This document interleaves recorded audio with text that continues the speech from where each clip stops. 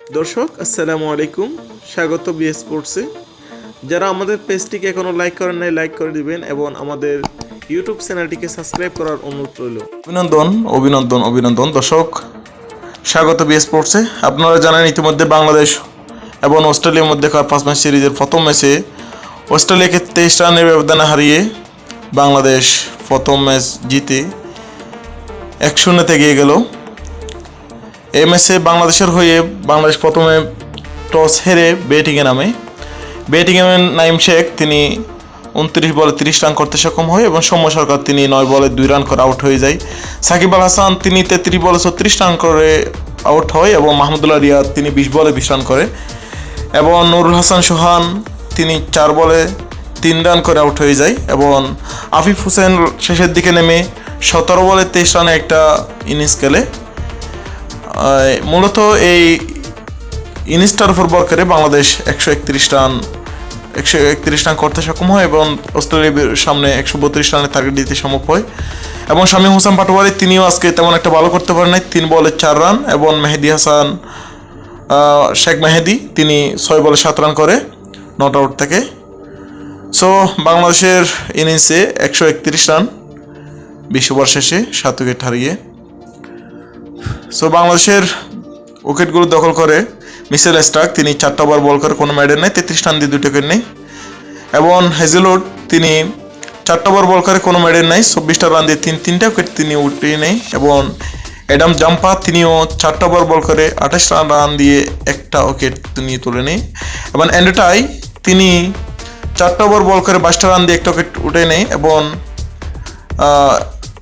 Aston agar তিনি 4টা over বল করে 22টা রান দিয়ে কোনো উইকেট তুলতে সক্ষম হয় না। এই হচ্ছে বাংলাদেশের ইনিংস এবং ম্যাচের প্রথম ইনিংস এবং দ্বিতীয় ইনিংসে অস্ট্রেলিয়া বাংলাদেশের 132 রান লক্ষ্য টার্গেট সামনে নিয়ে তারা ব্যাট করতে নামে। ব্যাটিং করতে নামে তারা ব্যাটিং বিপর্যয়ে পড়ে।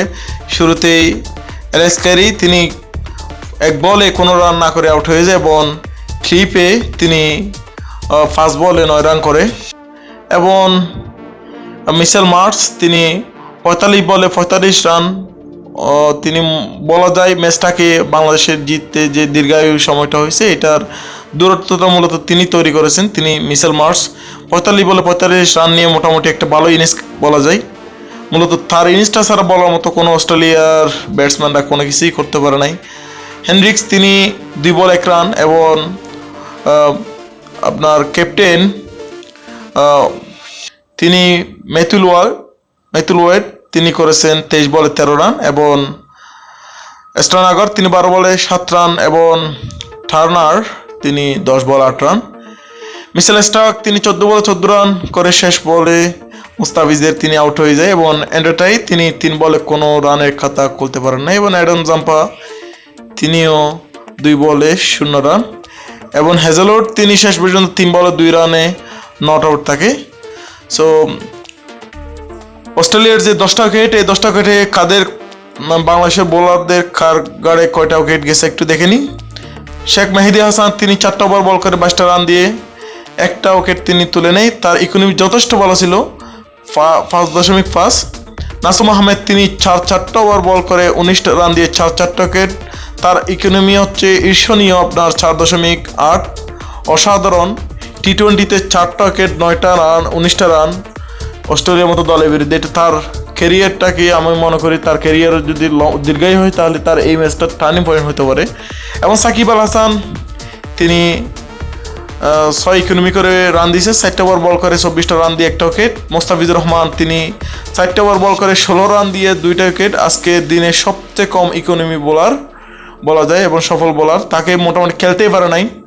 সো শরীফুল ইসলাম তিনিও কিন্তু খুব অসাধারণ বল করেছে, তিনি 3টা ওভার বল করে 19টা রান দিয়ে 2টা উইকেট তিনি তুলে নেন, তার ইকোনমি হচ্ছে 6.3।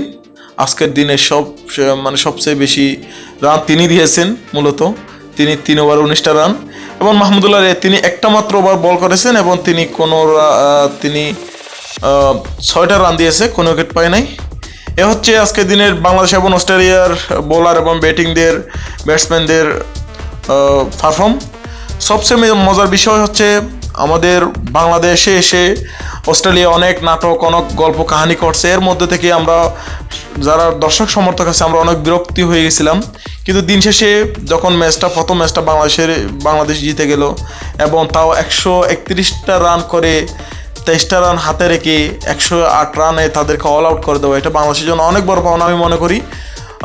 তো আসলে একটা উচিত শিক্ষা বলা যায়, এবং যে উচিত শিক্ষাটা আমাদের দেওয়া উচিত, এই শিক্ষাটার মূলত শুরুটা বলা যায় এই প্রথম ম্যাচটা। এই ম্যাচটা আমাদের জিতা খুবই ইম্পর্টেন্ট ছিল, কারণ প্রথম ম্যাচটা যে কোনো সিরিজের বিরুদ্ধে এবং যে কোনো বড় দলের বিরুদ্ধে জিতা মানে তাদের মানে একটা বাড়তে একটা কনফিডেন্স নিজেদের করে নেওয়া।